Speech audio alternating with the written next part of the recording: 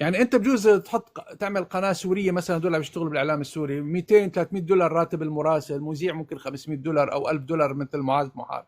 يعني هيك رواتب بتكون، بس رواتب مثل محطات كبيره ما حدا بيستطيع يعطي هيك رواتب غير الدول الكبيره. غسان عبود بده يجيب مذيعين على نفس سويه الجزيره او سويه مثلا سوريا الان او الام تي في، بده ما بيستطيع لحاله يمول، بيخسر من جيبته، هو ما مستعد يفتح قناه ويبث فضائيا ويدفع للقمر الصناعي ويدفع للاستوديو وكلفته وضرائب، او بدون ما يجي حدا براني يدعمه، حتى لو هو عنده ملياردير، حتى لو ملياردير اذا مشروعه بيخسر طيب معه. دكتور معلش، خدني على قد علي دكتور، خدني على قد علي، معلش انا زلمه امي ما زياده، آه، فيك البركه. يعني عندي ثقافه عاليه.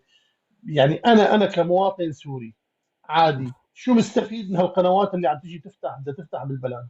شو بدها تساوي؟ يعني شو بدها تساوي لي انت ما هالقنوات هي انت المدلسه، انت او اللي كمواطن عم دفع لها مليارات الدولارات؟